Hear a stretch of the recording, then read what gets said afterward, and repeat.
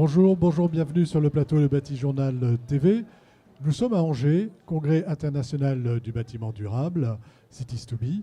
Et j'ai avec moi Anne-Sophie Périssin-Faber, excusez-moi. Vous êtes directrice de l'Alliance HQE et co-organisatrice de ce congrès. Alliance HQE, très rapidement. L'Alliance HQE, l'association des professionnels pour un cadre de vie durable, la référence française en matière de construction durable depuis plus de 20 ans maintenant. On milite sur ces sujets. En face de vous, Miguel Mitre. Et vous êtes, vous, l'alter ego de HQE, mais en Espagne, c'est ça? Oui, absolument vrai. GVC Espagne, c'est l'organisation sœur de l'Alliance HQE en France. Alors, je n'ai pas donné son nom, c'est le nom de cette organisation. L'organisation mondiale, c'est World GBC, World Green Building Council. Et en Espagne, oui, c'est GBC Espagne. Alors, c'est de GBC dont nous allons parler. Et donc GBC, c'est l'acronyme de quoi? The Green Building Council. C'est effectivement 3 petites lettres que vous avez vues apparaître dans le nom qu'on a depuis maintenant 4-5 ans, puisqu'on est passé d'association HQE à Alliance HQE GBC. C'était justement une façon pour nous de marquer notre attachement à ce réseau, puisqu'on est membre établi de ce réseau mondial qui regroupe dans 76 pays aujourd'hui des associations comme la nôtre, avec cette même ferveur qu'on peut sentir aujourd'hui de changer le monde et d'aider les gens à trouver les bonnes solutions pour mettre en œuvre cette construction durable qu'on veut pour tous, dans le neuf, dans la rénovation, dans l'exploitation, dans tous les jours. Voilà, donc c'est en fait les organisations HQE européennes et puis éventuellement mondiales qui se réunissent au sein de cette association. Tout à fait. Donc le World GBC est une association internationale avec, donc, comme je l'ai dit, 76 pays représentés dans ce réseau. Et donc, on est organisé ensuite par plaque géographique. Donc, il y a un réseau Europe et on a aujourd'hui la chance d'avoir beaucoup de mes confrères européens qui sont parmi nous. On a un réseau Asie, un réseau Afrique et un réseau Amérique Nord et Sud. Et on a quelques confrères qui sont très célèbres aussi, pour ne pas les citer, aux États-Unis. Alors, on va parler de l'Europe. Et vous allez nous dire un peu quelles sont les actions que vous mettez en place en Europe.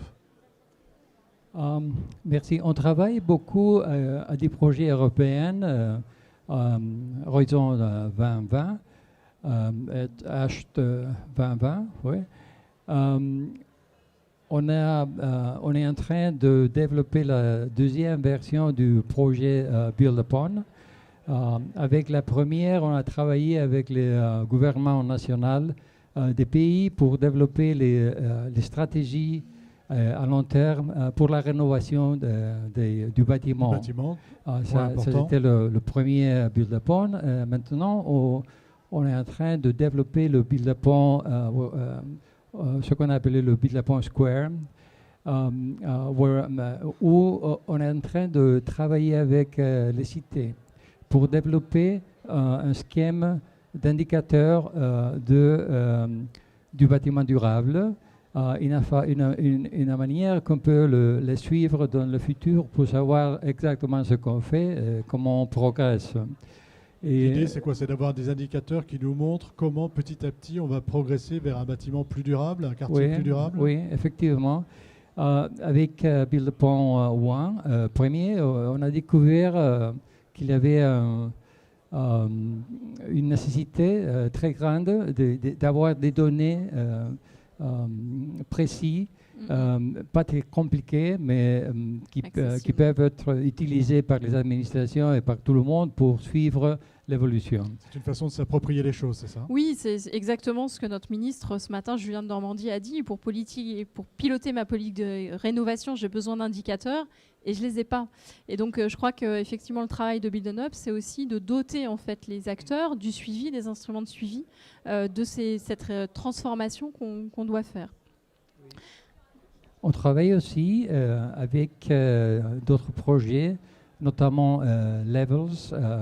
C'est une initiative du gouvernement de l'Europe pour le bâtiment durable qui va au-delà de l'énergie. toutes ces autres choses qu'il faut considérer. C'est-à-dire qu'aujourd'hui, on ne s'intéresse plus seulement à l'énergie, mais on s'intéresse à l'ensemble. Exactement. Oui. Carbone, confort, choses comme Exactement, oui, oui. D'autres indicateurs qui sont plus importants, peut-être, mais ça va venir. Alors, on travaille à ça avec plusieurs JVC, aussi avec l'Alliance HQE dans ce projet. Alors, on travaille en différents projets en Europe. Nous sommes aussi en GBC Spain travaillant un projet de Smart Cities and Communities, qui est un projet très grand avec beaucoup de cités en Europe pour le futur. Et le futur, c'est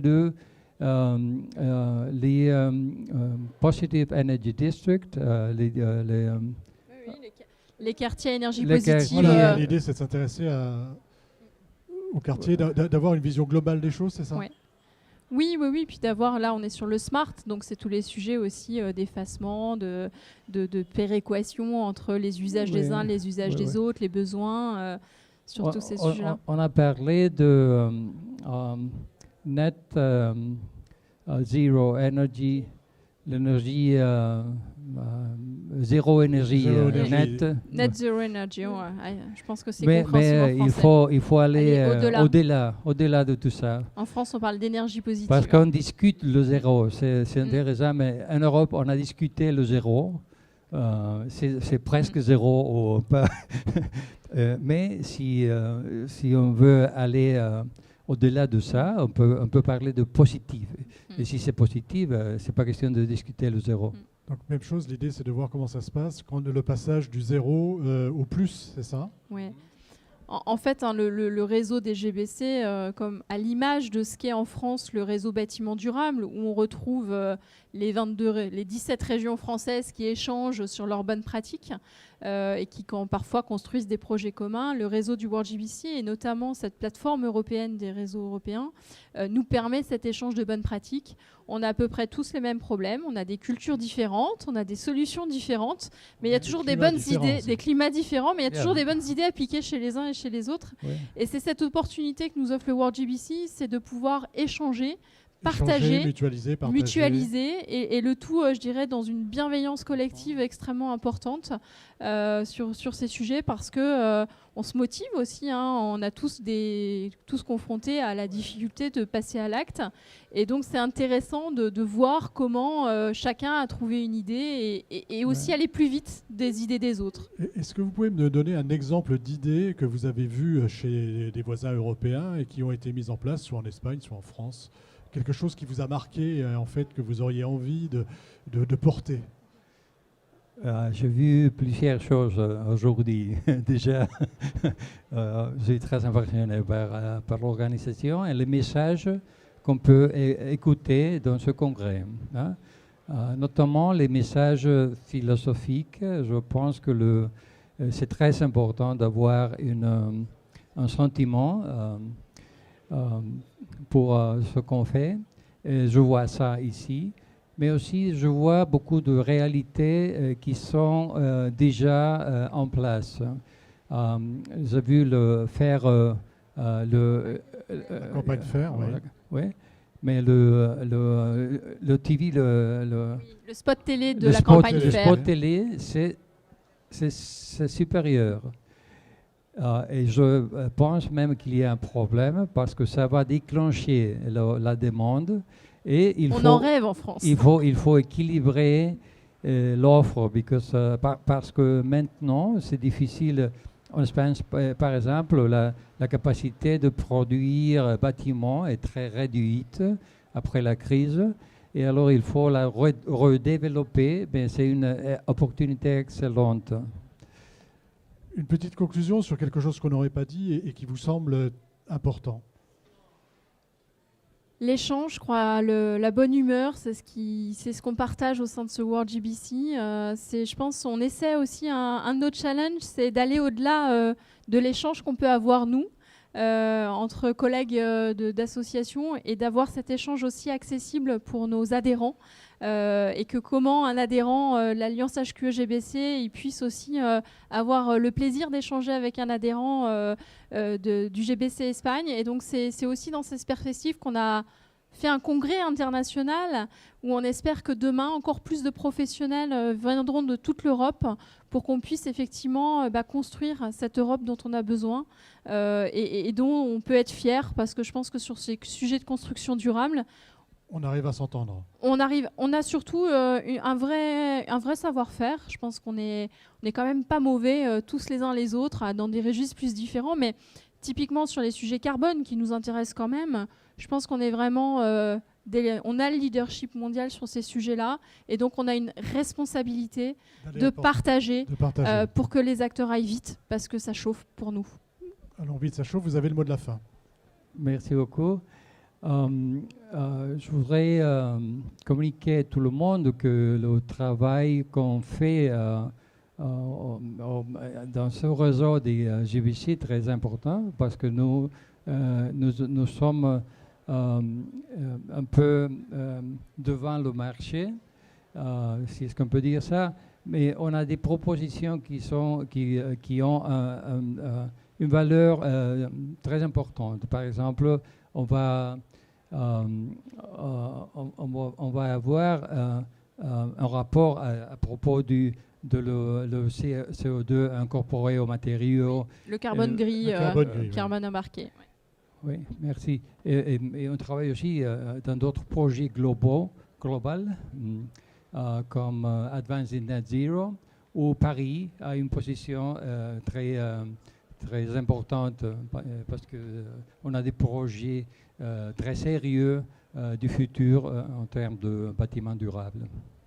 Merci d'être venu nous présenter donc GBC, et puis d'être venu nous dire un petit peu ce qu'on faisait au niveau européen. Finalement, c'est pas inintéressant. Et puis ce qui est intéressant, c'est qu'on a pour la première fois un congrès international.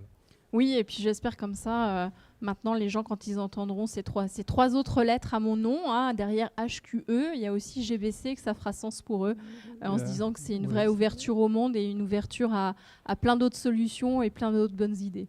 Merci d'être venu sur le plateau de Batijournal TV. Une émission à retrouver donc sur notre site Batijournal TV et sur le site de notre partenaire Cities2B. Merci à vous. Merci beaucoup.